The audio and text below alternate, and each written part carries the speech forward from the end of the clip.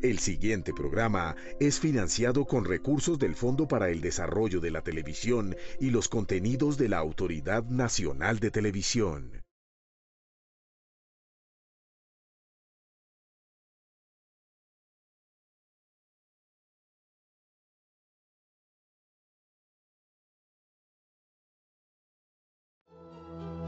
Cuando eso salga al aire, hay que cuidarse, Fercho. El exjefe de informática del Departamento Administrativo de Seguridad, Rafael García, acaba de lanzar serias acusaciones. Jorge Noguera desde un comienzo me dice a mí, desde que yo llego a Bogotá, nuestra misión es colaboración plena con las autodefensas. ¿Y el general Ritolejo del Río? Dicen que es el pacificador. ¿El pacificador de qué? Es igual que nos patrocinó y el que ayudó a expandir la autoridad a nivel nacional. Todas las muertes del Urabá en el año 95, 96 fueron auspiciadas y ayudados por el Estado.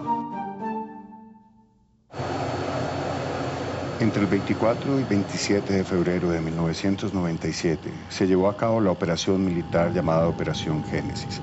De manera simultánea la incursión paramilitar en las comunidades afrodescendientes en la cuenca del río Cacarica en el departamento del Chocó. Sobrevuelo de aviones, helicópteros seguidos de bombardeos indiscriminados aterrorizaron a la población civil. Estos hechos tuvieron como resultado el desplazamiento forzado de decenas de familias compuestas por cientos de personas, mayoritariamente mujeres y niños. El desplazamiento se dio hacia el municipio de Turbo, Bocas del Atrato y Panamá. Las personas desplazadas como consecuencia de estos hechos tuvieron que soportar condiciones precarias de vida, sin recibir una respuesta adecuada por parte del Estado colombiano.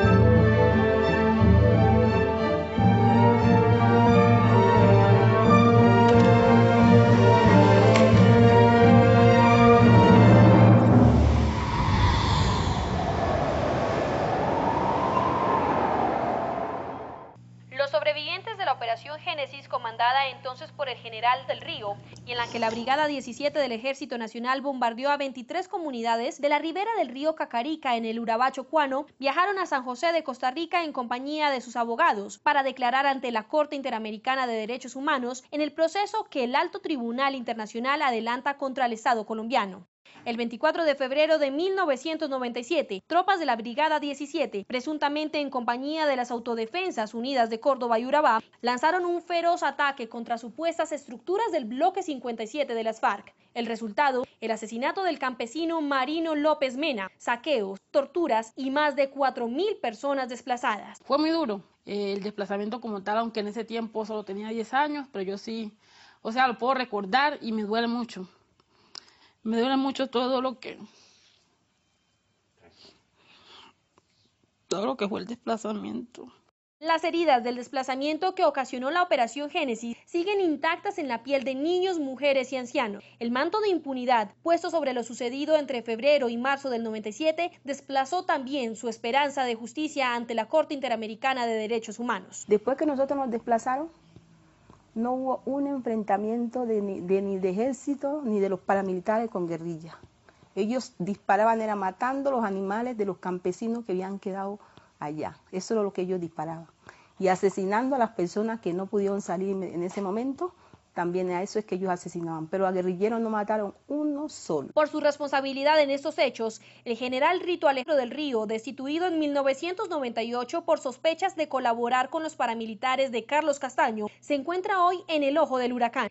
Héroe para muchos, que lo siguen considerando el pacificador de esta región de Colombia, Del Río es para muchos otros exponente de la tenebrosa alianza entre militares y paramilitares que se selló entre 1995 y 1997, precisamente los años en los que el general estuvo al frente de la Brigada 17 en el Urabá y donde esta región alcanzó picos históricos de desplazamiento forzado de campesinos y de masacres nunca antes vistos.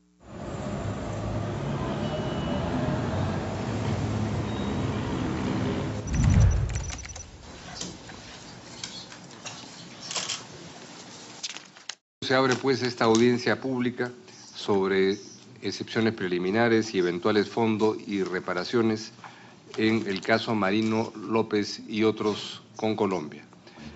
Daríamos ya inicio a la parte sustantiva de esta audiencia, dando la palabra a los representantes de las presuntas víctimas para que presenten sus alegatos orales. Adelante.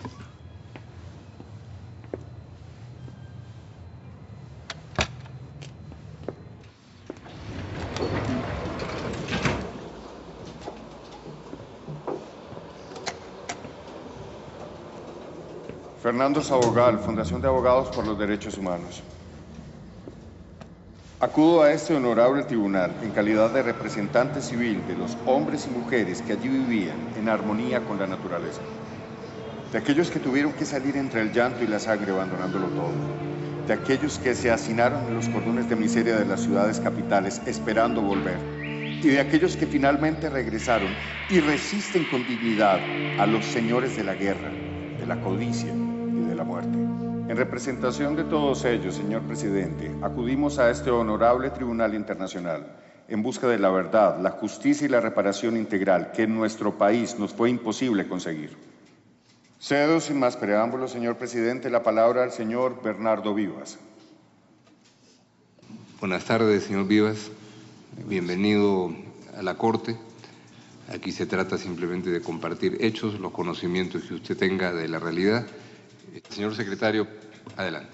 Le solicito, por favor, manifestar ante la Corte su nombre. Mi nombre es Bernardo Vivas Mosquera. Gracias. Nacionalidad y lugar de residencia. Soy colombiano y vivo en la zona humanitaria de Nueva Esperanza en Dios.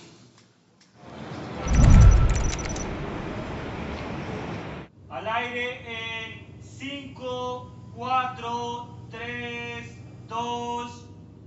El exdirector del DAS y actual cónsul en Milán, Jorge Noguera, renunció a su cargo y regresó inmediatamente a Bogotá para dar la cara, como se lo pidió el presidente Álvaro Uribe la semana pasada.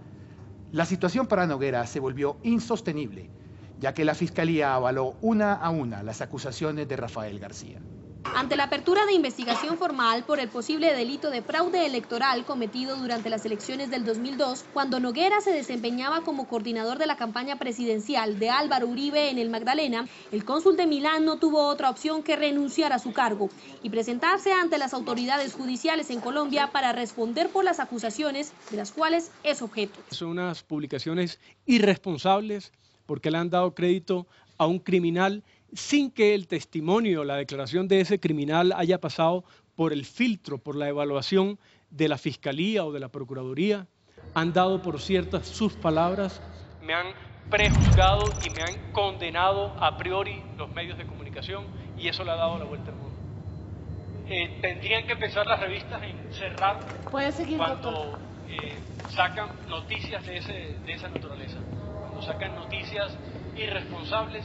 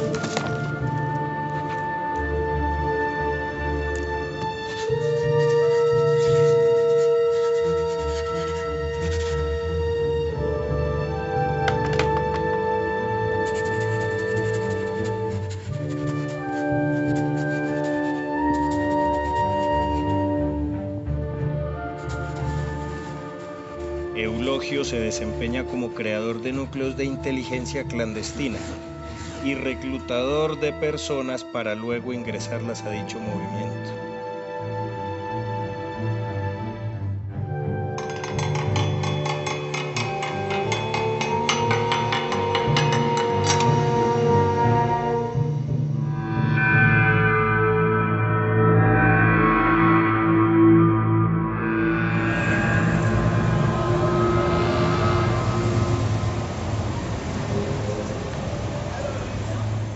Muy tranquilo, hacia las 9 de la mañana se presentó ante las instalaciones de la Fiscalía el exdirector del DAS, Jorge Noguera, para responder por las acusaciones lanzadas por el exjefe de informática, Rafael García. ¿Usted siente un poco como de rabia con él? ¿Va a estar, digamos, cómo se va a enfrentar a él? No, yo lo entiendo, es un hombre resentido, un delincuente que fue capturado.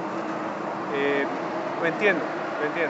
Pocos minutos después de iniciada la diligencia, el exdirector del DAS fue detenido y conducido a los calabozos del búnker de la Fiscalía por agentes del CTI. El fiscal Marín explicó que la decisión se tomó luego de que la Fiscalía hallara pruebas suficientes para demostrar que el DAS fue infiltrado por los jefes paramilitares Jorge 40 y Hernán Giraldo, tal y como lo hubiera denunciado el exjefe nacional de informática, Rafael García. Las pruebas permiten pronosticar judicialmente que amerita dictarse una medida de aseguramiento, llegado el caso de resolver situación jurídica, por un delito cuya pena es de 6 años mínimo de prisión por organizar o promover o ayudar a los grupos a la margen de la ley, es decir, a las autodefensas del norte. Mayor Lugo. Lugo, qué pena llamarlo. ¿Cómo se le ocurre, Carreño?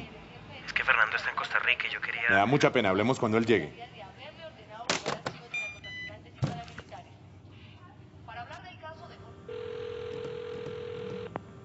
Frank, con Elías Carreño, estoy en Barranquilla. ¡Hombre! Llegaste como caído del cielo.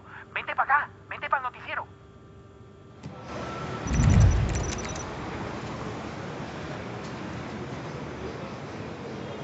¿Qué ocurrió luego de este ametrallamiento? Yo logro entrar y hacia la entrada del pueblo veo hombres armados. Unos decían a los que no lograban salir con el primer disparo que se fueran a la escuela a reunirse. Entonces nos reúnen y nos dicen, bueno, tienen 3 días para desocupar. Mientras había unos paramilitares con los miembros de la comunidad reunidos, otros saqueaban nuestros bienes que teníamos en las casas. Nuestra ropa la sacaban al montón y la quemaban, las plantas de energía le metían candela, tiraban granadas encima de las casas que estaban cerradas al techo. Esto a mí me llamó la atención de ver que los uniformes eran diferentes y las insignias también. Unas decían AUC y otras decían Infantería de Marina. ¿Me puede, por favor, describir el uniforme de los infantes de Marina? Yo solamente le puedo decir que aquí tenían unos brazaletes, que es Infantería de Marina, y sus apellidos los tenían tapados. Me gustaría ponerle a don Bernardo unas imágenes para que él identifique. Ese es un paramilitar, es un guerrillero, es alguien del ejército, de la Infantería Marina. Paramilitares. Paramilitares. Señor presidente, la primera son guerrilleros de las FARC. Son guerrilleros de las FARC. Son guerrilleros de las FARC, que son los que él dice que son paramilitares. Señor agente, un minuto. Hay una objeción aquí. Adelante. Todavía estamos en la presentación de testimonios, no estamos en los asuntos de alegatos de fondo. Al lugar la objeción, se había pedido que cualquier auxilio que se quisiera utilizar se indicara si se iba a hacer o no y en qué momento, y esta ha sido una sorpresa para la propia Corte. Todo lo que pueda ser alegato en base a esta presentación puede ser incorporado el día de mañana en el alegato oral como corresponde. Adelante, por favor. Un paramilitar nos dice, ¿ustedes para dónde van? Le digo, voy a arreglar un bote que tengo averiado para poder salir. Me dice, ustedes no van para ninguna parte. Marino llevaba una bolsa con cigarrillos y un machete en la otra mano. Entonces le dice un paramilitar, quítate la ropa, la camisa y para que nos bajes un racimo de coco porque tenemos sed. Él hace caso, mucho un racimo de coco y comienza a cada uno de ellos a irlo expulpando y darle a cada uno de ellos un coco.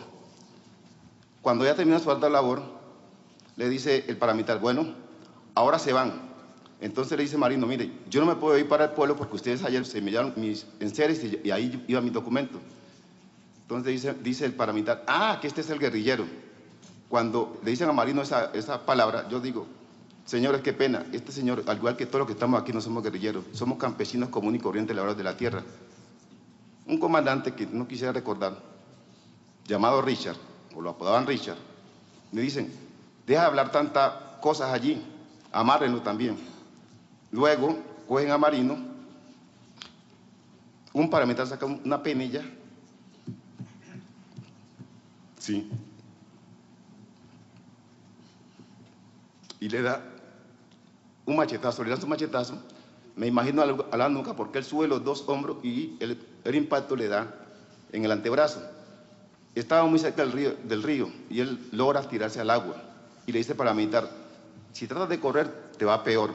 Él se regresa. En ese momento hay una niña lavando unos platos en una playa de allí.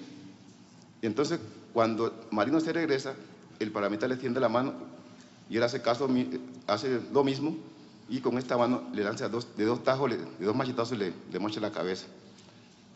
Después de la cabeza los brazos y una pierna. La niña cuando vio estos cayó desmayada.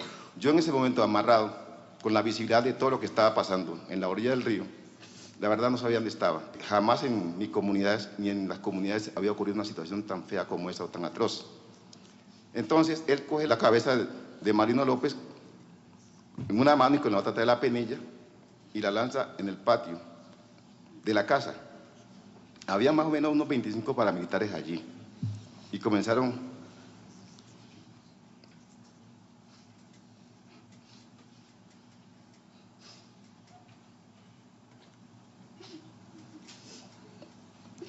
bueno, Dios,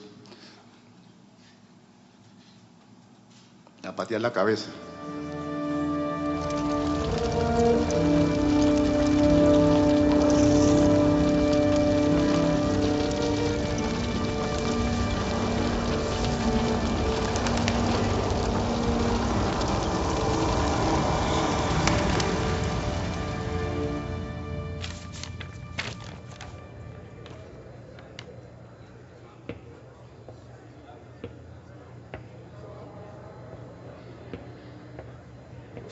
¿Cuánto tenemos? 2 minutos. Ven acá, Elías. Hombre, Frank, necesito decirte algo urgente. Elías, espérate. Me estoy yendo del país. Me voy mañana mismo. Y tu amigo Sabogal debería hacer la misma vaina, ¿viste? Mira. Esta es una lista que encontraron en el computador de Jorge 40. Mi nombre, el de él y el de muchas personas aparecen ahí. Es una lista de gente asesinada y por asesinar.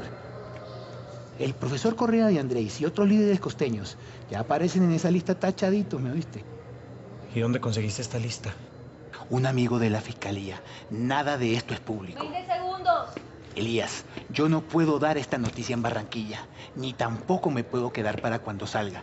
Así que, mi hermano, ruédale esa información a tu gente en Bogotá y que haya suerte, mi hermano. Que haya suerte.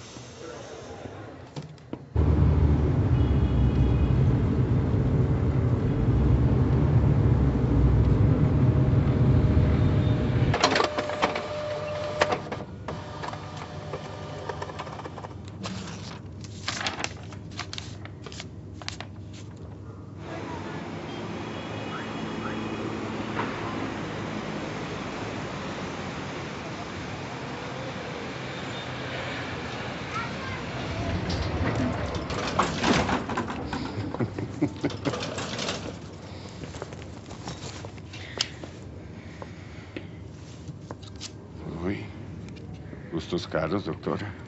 No creas. Una vez que me invitaron y decidí guardar de recuerdo la tarjeta. Bueno, doctora, me voy a descansar.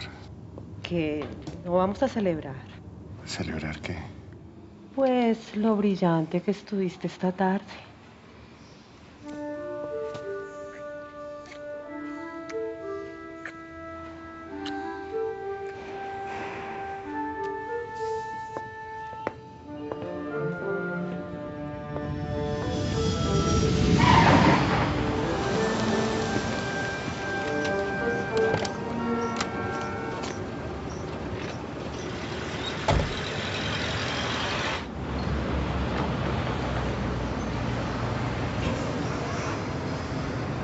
Buenos días, balseritos.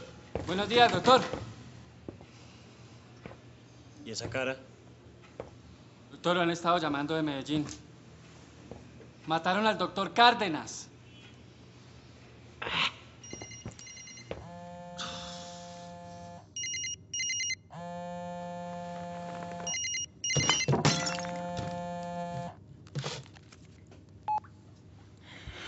¿Aló? Fernando. Mataron a Horacio Cárdenas.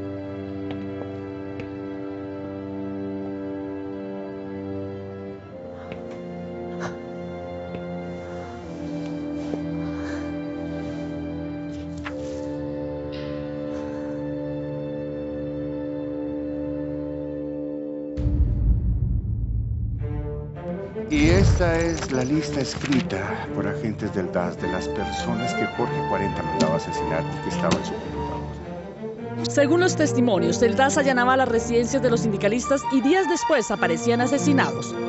Llevamos contabilizados más de 150 amenazas en contra de líderes sociales. Quieren acusar a su hermano de pertenecer a las FARC. ¿Qué? Hace 25 años usted está muerto para nosotros. Era que fue una de las personas que más influenció a Carlos Castaño para que diera muerte al señor Garzón.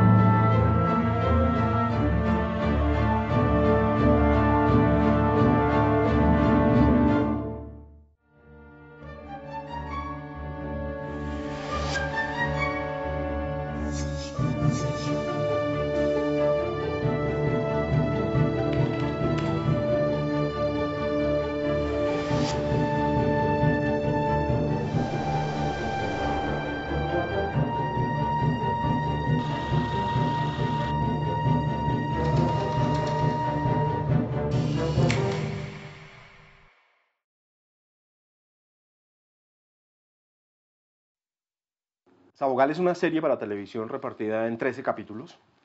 Está construida como un thriller judicial. Pretende sumergirnos en los últimos años de la historia de violencia sociopolítica de este país. Y tiene como personaje protagónico a un abogado, defensor de derechos humanos. En calidad de representante civil de los hombres y mujeres que allí vivían en armonía con la naturaleza. De aquellos que tuvieron que salir entre el llanto y la sangre abandonándolo todo. De aquellos que se hacinaron en los cordones de miseria de las ciudades capitales esperando volver. Y de aquellos que finalmente regresaron y resisten con dignidad a los señores de la guerra, de la codicia y de la muerte. En representación de todos ellos, señor presidente, acudimos a este honorable Tribunal Internacional en busca de la verdad, la justicia y la reparación integral que en nuestro país nos fue imposible conseguir. La serie se enmarca en un contexto histórico que va desde 1999, el 13 de agosto de 1999, cuando asesinan a Jaime Garzón, hasta el año 2009, cuando estallan el escándalo de las chuzadas, del espionaje.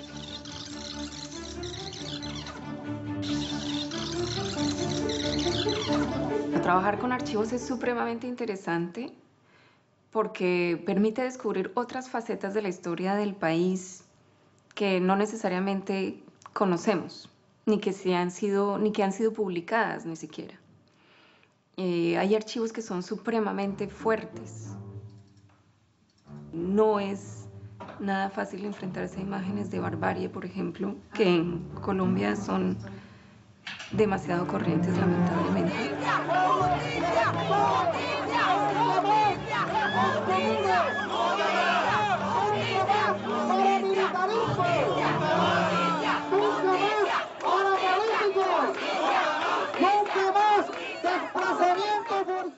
Nos concentramos también en algunos casos que han marcado la historia, reciente del país. Ubicamos algunas masacres, algunos asesinatos. Trabajamos de la mano con los abogados que han llevado estos casos, que han producido condenas frente a funcionarios públicos que se han visto implicados en estos casos. Con todo respeto, señor juez, para manifestar que existen otras hipótesis por las cuales pudo haber sido asesinado Jaime Garzón. Hipótesis que no fueron exploradas por la Fiscalía. Aquí no vamos a sacar a flote otras hipótesis, ni lo que investigó, ni lo que dejó investigar la Fiscalía, ni la conveniencia, ni la inconveniencia. Yo por eso hice claridad que lo que yo resolví es sobre la hipótesis. Los archivos en Sabogal provienen de diferentes fuentes. Muchos noticieros, archivos también que provienen de abogados que han estado en las cortes y que han grabado. Por ejemplo, la Corte Interamericana de Derechos Humanos que graba todas sus sesiones. También hay archivos que provienen de ONGs que han estado en el terreno grabando en situaciones en que nadie más ha estado cubriendo. Yo lloré mucho. A pesar, lloré de la emoción de regresar nuevamente aquí a mi tierra. Y también lloré de la desolación, de ver lo que ya habíamos dejado, todo destruido. No hallábamos nada de lo que teníamos más, que habíamos dejado, no había. Sí, ranchitos que habían medio paraditos, pero lo que se veía toda la desolación de lo que había habido en el desplazamiento. Muchos de estos crímenes, que se conocen como crímenes de lesa humanidad, se cometen en Colombia. Desafortunadamente nuestro país es tal vez el único país en el mundo que, estando en democracia, tiene un alto índice de este tipo de crímenes. Vengo de Cajamarca, Tolima, soy víctima de los conflictos ocurridos en el 2003 en el municipio de Cajamarca, vereda Potosí. Me llevan el niño a los estrujones y me amarraron, manos atrás, me torturaron. Hay muchos eventos por los que atraviesa el personaje que sucedieron en realidad y que están documentados y que además muchas veces o no los conocemos o los hemos olvidado. Entonces esta parte de trabajar con los archivos de Sabogal revaloriza toda la documentación que ha habido sobre esos hechos en el país. Si bien Sabogal es una serie de ficción, el elemento documental está muy presente, es una serie que está anclada en la realidad. Los casos existen, los abogados que le dieron vida a Sabogal existen muchos de los pasajes que están contados a lo largo de esos 13 capítulos, existieron y fueron vividos por personajes reales, nos parecía importante recordarle de vez en cuando al espectador que esto que están viendo pasó, le sucedió a alguien y que es real.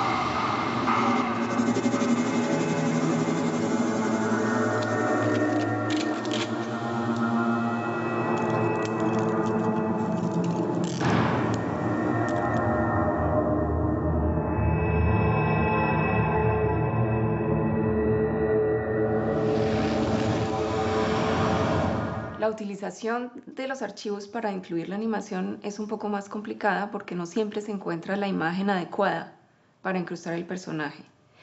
Y es más interesante de hacer también porque se trata de reconstruir el momento de la historia como si uno estuviera ahí.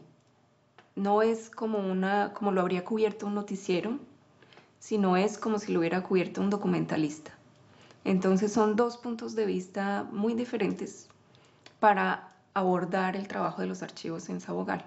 Y entonces ahí podríamos poner las imágenes del carro de Garzón estrellado, algunos testimonios de la gente en Cacarica. También hay otras imágenes que son interesantes desde el punto de vista histórico y que te ayudan a comprender mejor los eventos por los que ha pasado el país. No está en los libros de historia, no está ni siquiera salido en los noticieros. Hay archivos que provienen de fuentes muy diferentes que no necesariamente han sido publicadas. Entonces es súper interesante trabajar con esto y tratar de tener una pequeña muestra en una serie como Sabogal.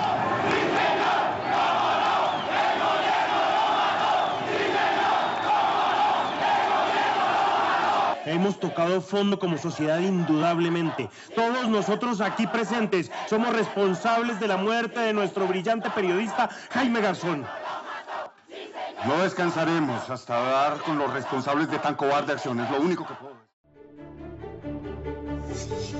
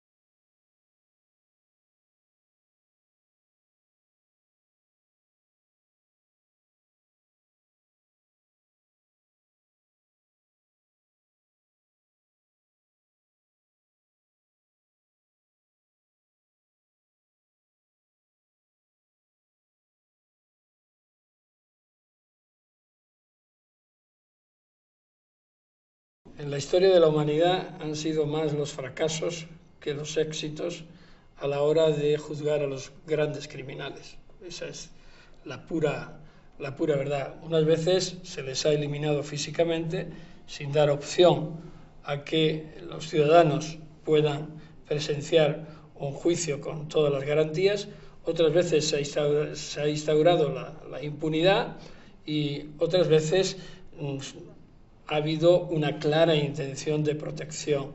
Pero también es verdad que frente a esa tendencia los avances están siendo importantes y a veces los desengaños son muy crueles, ¿no? Pero, insisto, siempre hay iniciativas y cuando parece que la cosa está cayendo, de nuevo se da un paso hacia adelante. Siempre he dicho que en el ámbito de la jurisdicción universal damos 2 pasos hacia adelante y 1 hacia atrás, ¿no? Y a veces 2 hacia atrás y 1 hacia adelante, pero tenemos que estar hasta a partir del 98 con la detención de Pinochet, la creación de la Corte, la aprobación del Estatuto de Roma, la creación de la Corte Penal Internacional, fueron unos años donde se veía la energía y ¿cómo diría yo?, ese afán de reconocimiento universal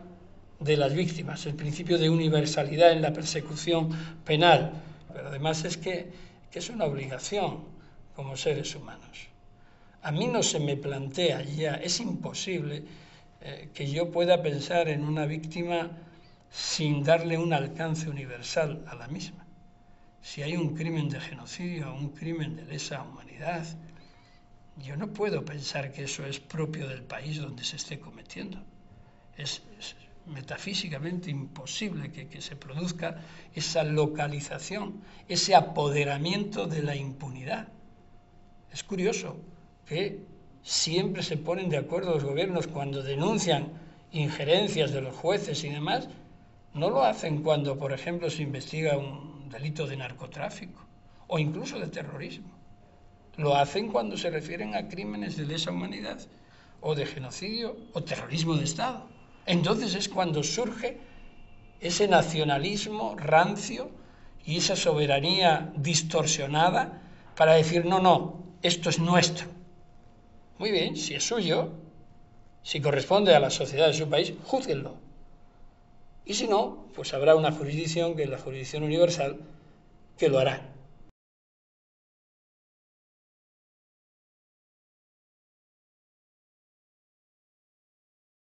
Esos crímenes de genocidio, de lesa humanidad, de torturas, de asesinatos masivos, de desaparición forzada de personas, normalmente tienen un componente económico-financiero que no se ha profundizado en el mismo o que subyace en la propia financiación de esos hechos o en el aprovechamiento. Ese fue el caso de Augusto Pinochet. Iniciamos las acciones por esos crímenes, por ese terrorismo desde el Estado, por torturas, y luego avanzamos cuando aparecieron fondos, hasta 27 millones de dólares en el Banco RIPS, y lo que hicimos fue incautarlos. Y es lo que echamos de menos en la Corte Penal Internacional, que todavía no ha dado ese paso de profundizar también en lo que para mí es la base, que es el interés económico que subyace detrás de todos estos crímenes masivos. ¿Y por qué? ¿Qué falta? Bueno, falta voluntad, falta arriesgarse contra los grandes centros económicos de poder y los grandes centros político-económicos de poder. Si usted analiza situaciones como la de los Grandes Lagos, donde los recursos naturales son impresionantes, donde el coltan, un mineral estratégico que solo hay allí en Colombia, usted analiza dónde y cómo se están produciendo hasta el día de hoy grandes masacres, genocidios, conflictos que no tienen solución, van siempre aliados de una explotación económica de esos recursos y una falta de persecución de los mismos. Hay una doble moral, hay una mentira latente en los gobiernos que le temen a la jurisdicción universal. Es impresionante. A mí me alucina, ¿no? Es el miedo y la autoprotección a dictadores y a represores, que es casi normal y habitual en todos los gobiernos democráticos. Muy pocos se salvan. Muchas veces se alude a razones de Estado. Dice, es para que no se quiebre el Estado. Es lo que está sucediendo en España. Dice, no hagamos avances en la Comisión de la Verdad, en la justicia, porque España se puede romper. ¿Cómo se va a romper una sociedad democrática si es tal por la aplicación de la justicia o por una Comisión de la Verdad? Es mentira. Lo que sucede es que no hay interés político, no hay deseo y hay una línea de protección de la represión evidente en determinados sectores de un gobierno o del Estado. Y eso es lo que nos queda por superar. Y lo hemos superado en parte. Es decir, la situación no es la misma ahora que hace 15 años. Hace 15 años la mano que controlaba a la sociedad civil era mucho más fuerte y más pesada que la que ahora mismo existe. Es decir, la sociedad civil se ha formado a través de organizaciones, a través de un dinamismo impresionante. La coalición de más de 2.000, 2.180 organizaciones que apoyan a la Corte Penal Internacional es un ejemplo nunca visto antes. O iniciativas de fundaciones, de organizaciones en la búsqueda, localización de represores para la persecución de los mismos, plantear acciones judiciales, sean penales, sean económicas, sea de demanda, es decir, estar molestando a quienes se consideran protegidos por un sistema político, por un sistema económico, por un sistema de paraísos fiscales, yo creo que es el gran avance de la sociedad. El esfuerzo no es aislado, lo que ocurre es que los oscuros son mucho más evidentes que los claros, pero yo creo que estamos avanzando y avanzando con fuerza.